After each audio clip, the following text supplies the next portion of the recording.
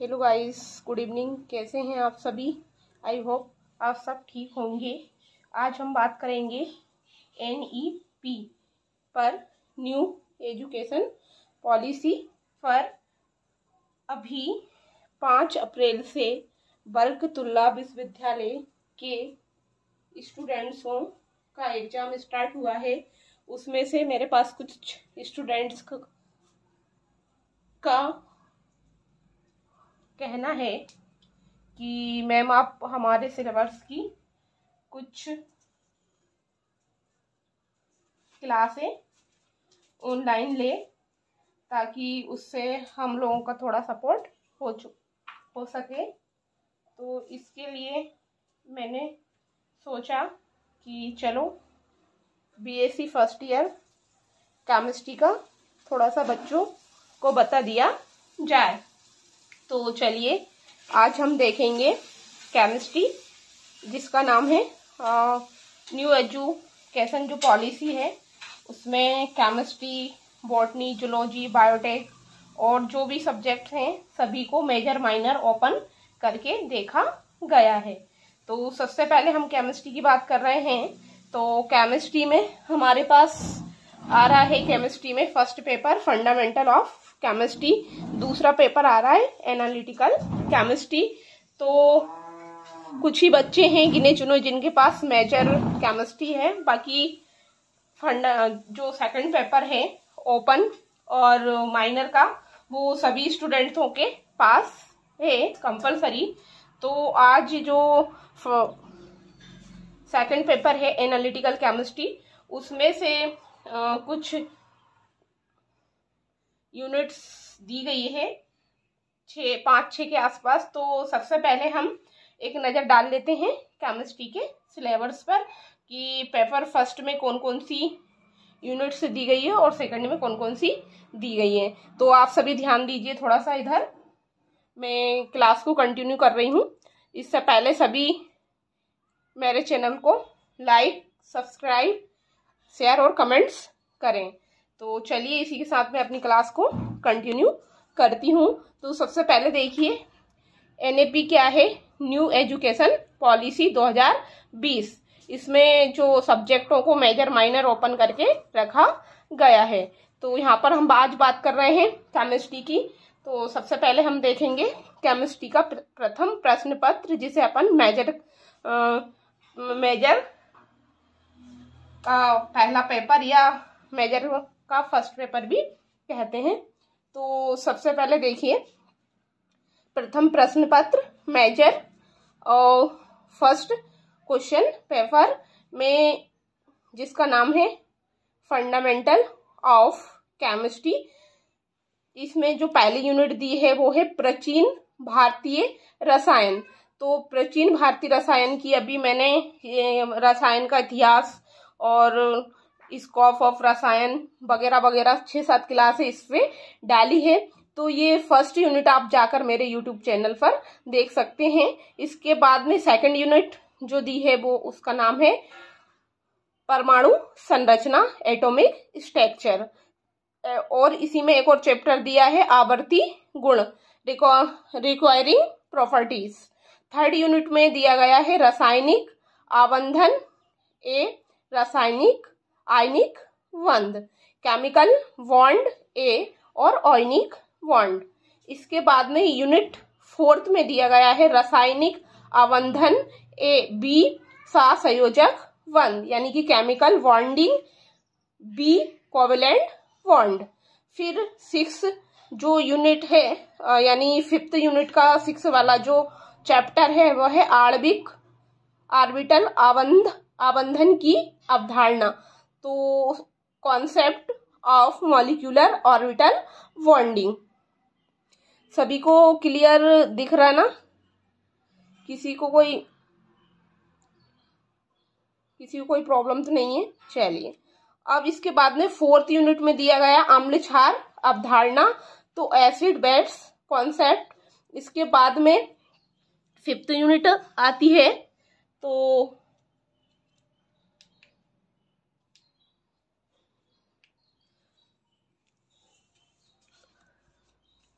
5th unit में दिया है कार्बनिक रसायन के आधारभूत सिद्धांत, फंडामेंटल ऑफ ऑर्गेनिक कंपाउंड। दूसरा इसी में जो 9 वाला चैप्टर दिया है उसका नाम है कार्बनिक यौगिकों का त्रिविमीय रसायन, यानी कि स्टेरियोकेमिस्ट्री ऑफ ऑर्गेनिक कंपाउंड। तो इस प्रकार से हम लोगों ने देखा कि कैसे करके 5 यूनिट में अलग अलग चैप्टर वाइज सिलेबस को डिवाइडेड किया गया है।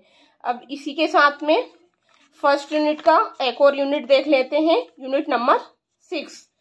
यूनिट नंबर 6 में थोड़ी क्लियर सभी को दिख रहा है ना। यूनिट नंबर 6 रासायनिक बल गतिकी, तो केमिकल काइनेटिक्स। और इसी में एक और चैप्टर दी है आयनिक साम्य, यानी कि आयोनिक इक्विलिब्रियम। इस प्रकार से यहाँ पर हमने कितने 5 यूनिट में 6 जो है 6-7 चैप्टर को देखा। अब सबसे पहले आइए हम बात करते हैं सेकंड पेपर की। तो सेकंड पेपर मुझे लग रहा है कि थोड़ी सी दिक्कत आ रही है सेकंड पेपर में।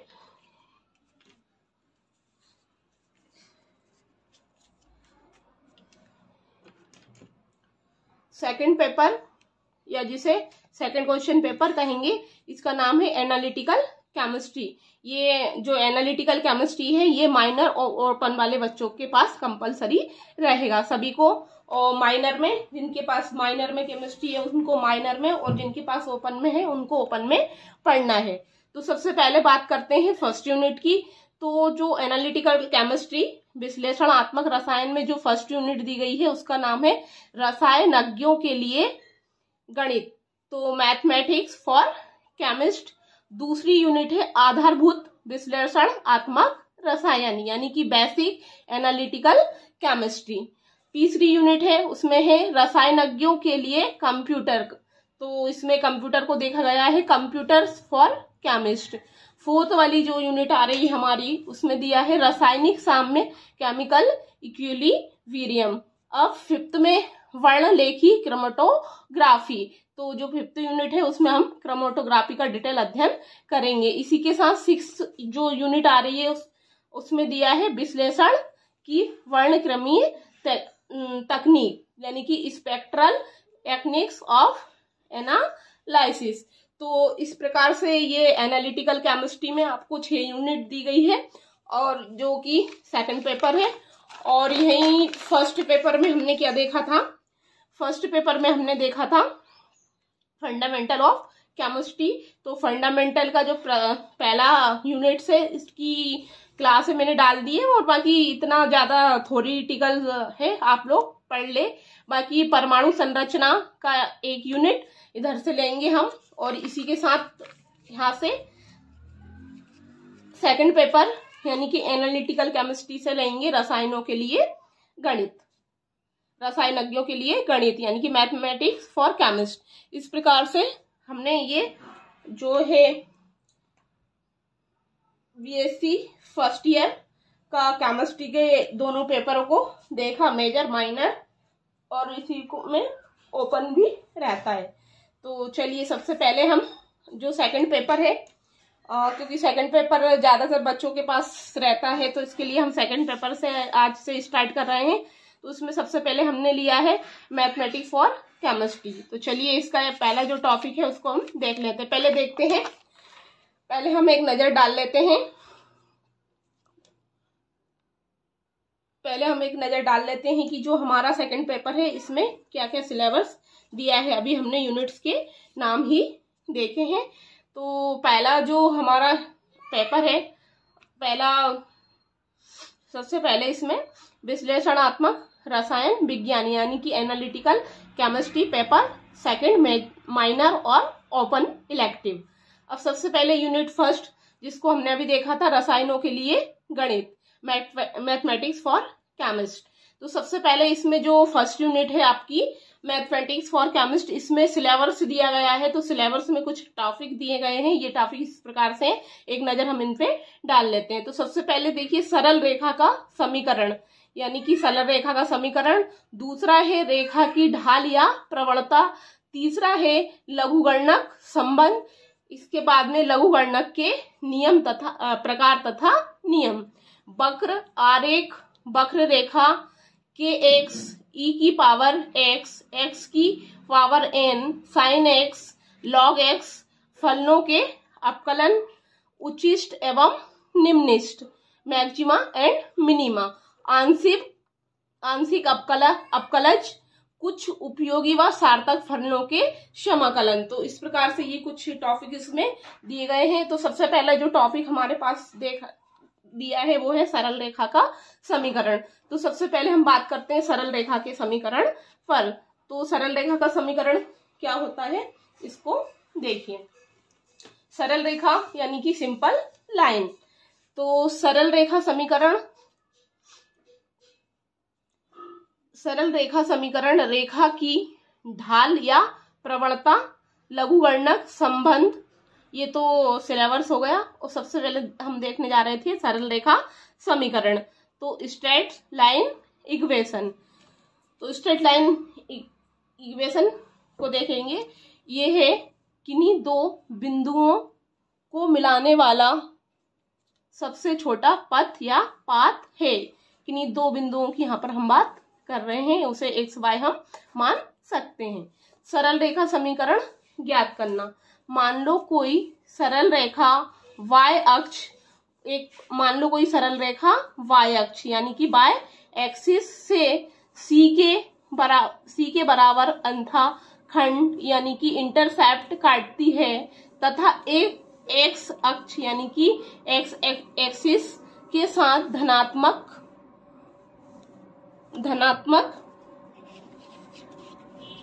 दिशा में अल्फा कोण बनाती है। मान लो y अक्ष पर कोई बिंदु C। इस प्रकार खींचो कि वे x अक्ष से अल्फा कोण बनाए। अब यहाँ पर सरल रेखा समीकरण में हम सबसे पहले सरल रेखा का समीकरण का जो है ग्राफ बना के देखेंगे। यहाँ तक किसी को कोई दिक्कत नहीं है ना। अब चलिए आगे बढ़िए। इसके बाद में तथा मान लो tan अल्फा बराबर m है। tan अल्फा बराबर क्या है? m है। हमें सरल रेखा L C L डैश पर स्थित किसी बिंदु P के निर्देशांकों के बीच संबंध ज्ञात करना है। क्या कह रहा है कि हमें सरल रेखा L C L डैश पर स्थित किसी बिंदु P से OX पर लंब PM डाला। बिंदु C से OX के समांतर एक रेखा CN खींचो जो लंब PM को बिंदु N पर काटे। मान लो बिंदु P के निर्देशांक कोऑर्डिनेट्स x और y है, जिसमें OM बराबर x और MP बराबर y। तो सबसे पहले हम सरल रेखा खींच लेते हैं और जो सरल रेखा खींचने के बाद में ये जो संबंध बता दिया गया है उसका एक ग्राफ बना लेते हैं। उसके आगे का फिर हम देखेंगे। तो सबसे पहले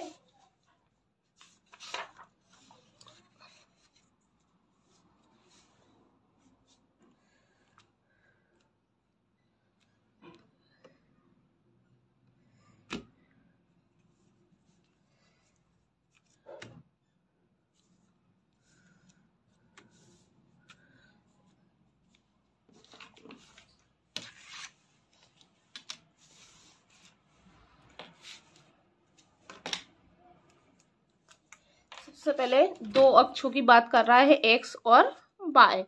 तो ये हमारा दो अक्ष हो गए।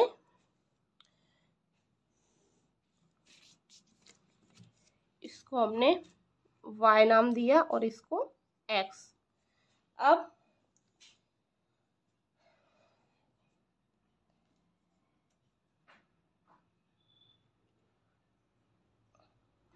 सबसे पहले आगे इसमें क्या बताया गया था कि किन्हीं दो बिंदुओं को मिलाने वाला सबसे छोटा पथ है।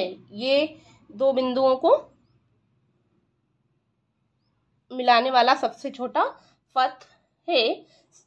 मान लो कोई सरल रेखा एक्स अक्ष से सी के अंतःखंड काटती है, तो सी से अंतःखंड काटती है तथा एक्स अक्ष के साथ धनात्मक दिशा में अल्फा कोण बनाती है।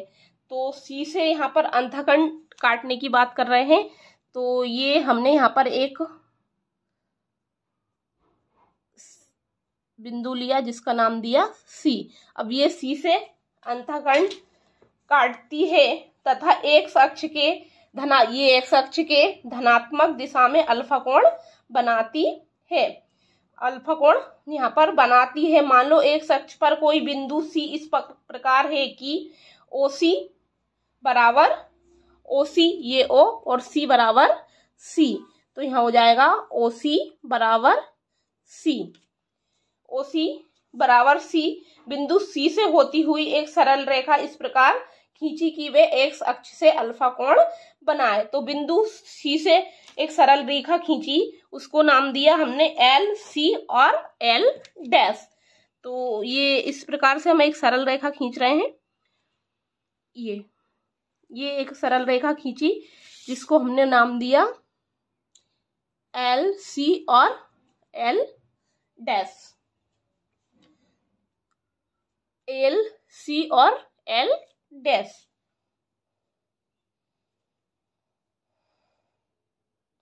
वह इस प्रकार खींची कि वह अल्फा एक्स अक्ष से अल्फा कोण बनाए। तो एक्स अक्ष से क्या बना रही है, ये अल्फा कोण बना रही है। तो यहाँ पर हमने जो रेखा खींची एल डैश, सी और एल, ये क्या बना रही है, अल्फा कोण बना रही। तो ये अल्फा कोण बनाए तथा मान लो टेन अल्फा बराबर क्या होता है, मान लो टेन अल्फा बराबर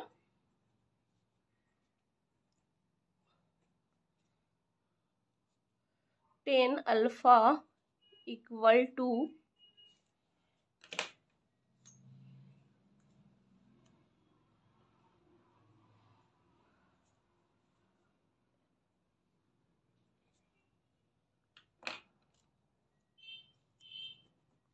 टेन अल्फा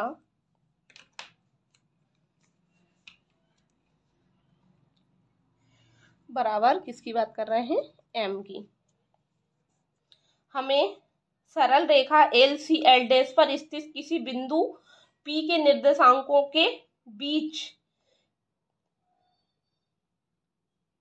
एल, सी, एल डैश पर स्थित किसी बिंदु पी के निर्देशांकों के बीच संबंध ज्ञात करना है। अब हम यहाँ पे क्या कर रहे हैं, पी की बात कर रहे हैं, तो हम एक लाइन और खींच रहे हैं जिसको हमने क्या नाम दिया, पी। तो ये इस प्रकार से ये हो गई पी और ये हमारा एम। संबंध ज्ञात करना है बिंदु P से OX लंब बिंदु P से OX। अब ये बिंदु P से O और X, तो ये O और X बिंदु P से OX, ये बिंदु P है से O और X। OX के समांतर एक रेखा CN खींचो। अब यहाँ पर हम एक रेखा और खींचेंगे जिसको हम क्या नाम देंगे, C और N। तो ये N और ये C। CN खींचो जो लंब PM को काटे। ये क्या कर रही है, ये लंब PM को क्या कर रही है, ये काट रही है। लंब PM को CN खींचो जो PM को बिंदु N से काटे। ये N से काट रही है। अब यहाँ तक आप सभी को समझ आ गया कि इस प्रकार से हमने ग्राफ बनाया। सबसे पहले हमने दो अक्ष लिए, एक्स अक्ष और वाई अक्ष। इसके बाद में क्या कर रहे हैं हम, वाई अक्ष जो कि सी के समांतर अंतःखंड को काटती है। तो सी के समांतर ये अंतःखंड को काटती है, जिससे क्या होता है, एक्स अक्ष से अल्फा कोण बनाए। तो यहाँ पर अल्फा कोण बना जिसको अपन ने टेन अल्फा बराबर एम माना। अब हम क्या कर रहे हैं, एक सरल रेखा खींच रहे हैं। इसको एक सरल रेखा खींची जिसका नाम दिया हमने एल डैश सी और एल। सरल रेखा खींची जो बिंदु पी के निर्देशांकों के बीच क्या कर रही है, संबंध को ज्ञात करना है। बिंदु पी और ओ एक्स पर लंब पीएम डाला, बिंदु ओ एक्स पर क्या करा, पीएम लंब को डाला, और फिर बिंदु सी से ओ एक्स के समांतर एक रेखा सी एन खींची जो पीएम को बिंदु पर एन पर, जो पीएम को बिंदु एन पर काटती है। यहाँ तक सभी का क्लियर है। अब इससे आगे देखिए, सबसे पहले मान लो बिंदु पी के निर्देशांक, जो बिंदु पी है उसके निर्देशांक क्या है, मान लो बिंदु पी के निर्देशांक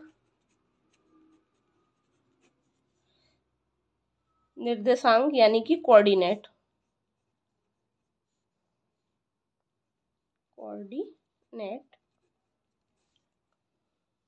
एक्स और वाई है, एक्स और वाई है, जिसमें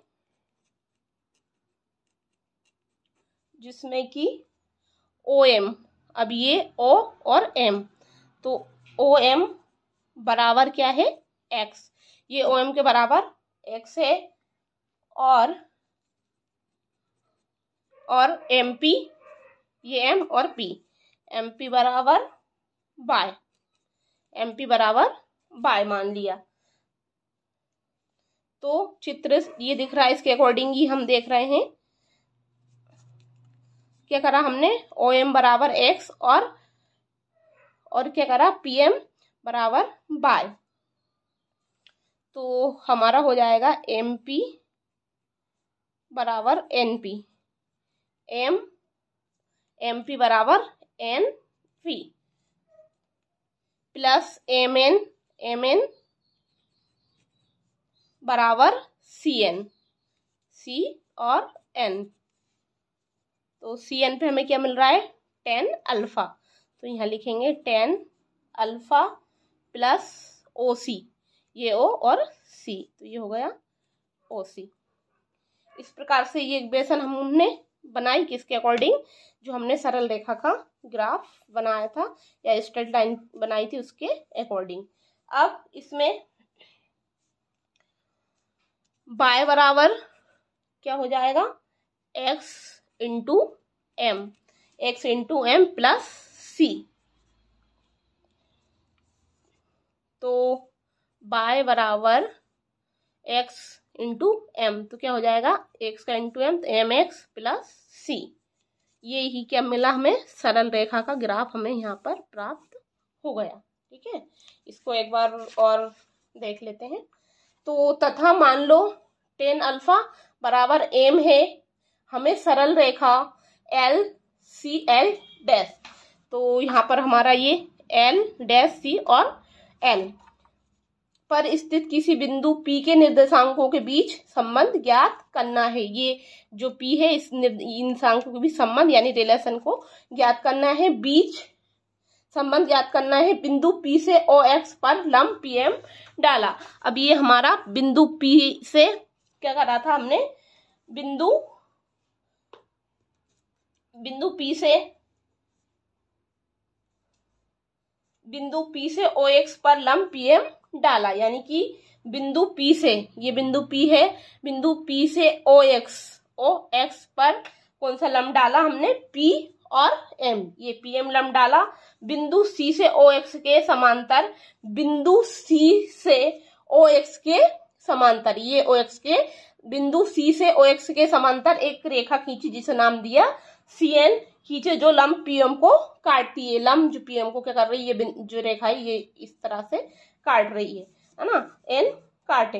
तो मान लो बिंदु P के निर्देशांक, ये जो बिंदु है इसके निर्देशांक क्या है, x और y है, जिसमें हम OM बराबर क्या था अपना x और PM बराबर y, तो फिर इसको इस प्रकार से रखा, MP बराबर NP प्लस MN बराबर CN, जो कि 10 अल्फा और 10 अल्फा प्लस OC। अब यहाँ पर y बराबर M इंटू N, तो हमें क्या मिल गया, ये इक्वेशन हमको यहाँ पर मिली। ठीक है, यहाँ तक हो गया हमारा खींचो जो लंब PM को बिंदु से काटे। मान लो बिंदु P के निर्देशांक x y है, जिससे OM बराबर x और MP बराबर y। तो ये इस प्रकार से जो इक्वेशन मिली, ये सरल रेखा LC L' के प्रत्येक बिंदु के लिए सत्य है। और अतः ये क्या है, यह समीकरण उस सरल रेखा का समीकरण है। इसका ढाल स्लोप क्या है, m बराबर tan अल्फा है। तो इस प्रकार से हमने सरल रेखा का समीकरण देखा। अब नेक्स्ट दिया है सरल रेखा की ढाल। अब सरल रेखा की ढाल क्या होती है, जिसे हम कह रहे हैं स्लोप ऑफ लाइन। तो किसी सरल रेखा की ढाल उस अल्फा की स्पर्जा यानी कि टेंजेंट की धन दिशा के साथ बनती है। धन दिशा यानी कि पॉजिटिव एक्सिस की बात कर रहे हैं, धन दिशा के साथ बनती है। इसे tan x या m द्वारा प्रदर्शित करते हैं। अभी हमने देखा था कि हम वहां पर tan अल्फा की बात कर रहे हैं, लेकिन इसे tan x या m द्वारा प्रदर्शित करते हैं। वक्र रेखा की प्रवणता ज्ञात करना। अब हम क्या कर रहे हैं, वक्र रेखा की प्रवणता को ज्ञात कर रहे हैं। अब जो रेखा की ढाल या प्रवणता है, उसकी डेफिनेशन क्या है कि किसी रेखा की ढाल उस अल्फा की स्पर्जा के बराबर होती है जो रेखा एक्स अक्ष की धन दिशा के साथ बनती है। एक्स अक्ष या एक्स एक्सिस के धन दिशा के साथ बनती है। इसे tan x या m द्वारा प्रदर्शित करते हैं और इसे ही क्या कहते हैं अपन, रेखा की ढाल या प्रवणता कहते हैं या स्लोप ऑफ लाइन कहते हैं। अब हम क्या देख रहे हैं, वक्र रेखा की प्रवणता ज्ञात करना। वक्र रेखा के जिस बिंदु पर प्रवणता ज्ञात करना हो, उस बिंदु पर स्पर्जा खींचते हैं। जिस बिंदु यानी कि जिस भी पॉइंट से हमें क्या करना है, स्पर्जा ज्ञात करना है, प्रवणता ज्ञात करना है, उस बिंदु पर स्पर्जा खींचते हैं। यह टेंजेंट एक्स अक्ष से जो अल्फा कोण बनाती है, यानी कि जो एक्स अक्ष पर जो खींचते हैं वो tan अल्फा कोण, जो कोण अल्फा बनाती है, उसे मापकर उसका tan अल्फा ज्ञात कर लेते हैं। उसको मापकर हम क्या कर लेते हैं, उसका tan अल्फा ज्ञात कर लेते हैं। यही उस बिंदु पर प्रवणता है। यह एक ग्राफीय विधि है। क्या है, ये एक ग्राफीय विधि है। गणितीय विधि से प्रवणता ज्ञात करने के लिए वक्र समीकरण को इस प्रकार से हम लिखते हैं। बता रहे हैं कि ये एक गणितीय विधि है और इसको प्राप्त करने के लिए, गणितीय विधि से प्रवणता ज्ञात करने के लिए वक्र समीकरण को y बराबर a की पावर ax का square plus bx plus c, y बराबर ax का square plus bx plus c के रूप में लिखकर उसका अपकलन यानी dy/dx निकाल लिया जाता है। जैसे कि dy/dx 2ax प्लस b है। इसमें स्थिरांक a b c के मान पहले ही ज्ञात होते हैं और बिंदु का मान पहले ही ज्ञात होते हैं और बिंदु का मान उसमें रखने पर क्या होता है, उसमें रखने पर प्राप्त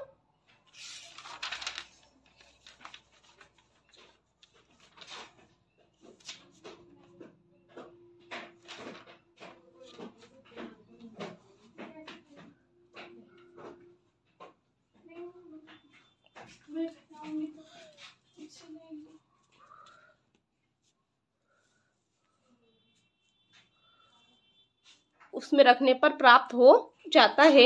dy/dx √x y बराबर m का मान प्राप्त होता है। सरल रेखा की प्रवणता ज्ञात करना। ग्राफीय विधि से सरल रेखा एक्स अक्ष से झुकाव अल्फा ज्ञात कर लिया जाता है। उसका tan अल्फा निकालने पर प्रवणता ज्ञात हो जाती है।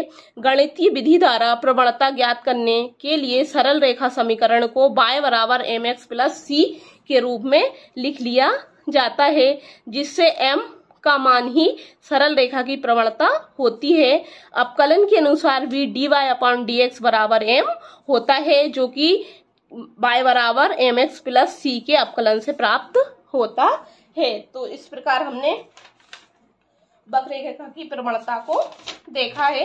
अब इसको थोड़ा सा हम ग्राफ की विधि से समझ लेते हैं कि इसके लिए ये हो गया हमारा पैजेस। तो सबसे पहले दो अक्ष वक्ररेखा की प्रवणता, एक और दूसरा y, ये x y और ये o।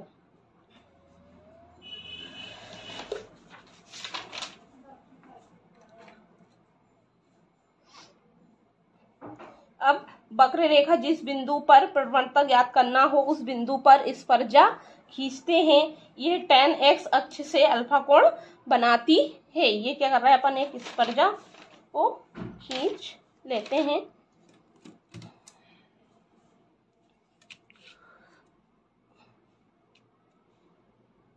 ये इस प्रकार से, ये क्या है हमारी टेंजेंट बिंदु, ये हमारा एक बिंदु है और बिंदु से क्या बन रहा है, बिंदु को स्पर्श करती हुई है। इसको इस प्रकार से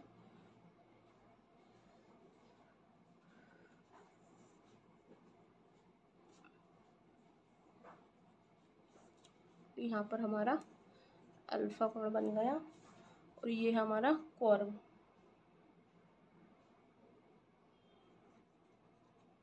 ये हमारा टेंजेंट, ये अल्फा कोण प्राप्त हुआ। और इसको हम क्या कह रहे हैं, वक्र रेखा की प्रवणता।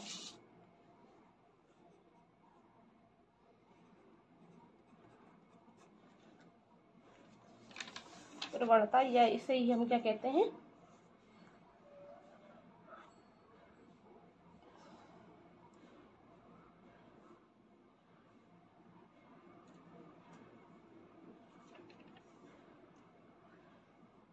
तो इस प्रकार से ये हमने सरल रेखा की प्रवणता को देखा। सभी को यहाँ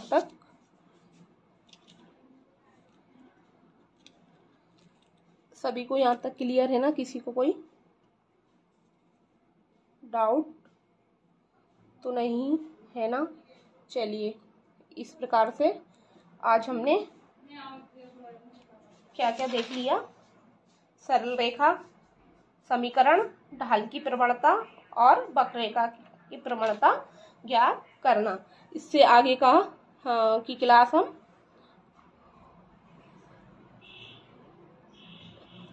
जल्दी लेकर आएंगे। चलिए, इसी के बाद आप सभी का बहुत बहुत धन्यवाद। अब मैं अपनी क्लास को एंड करती हूँ।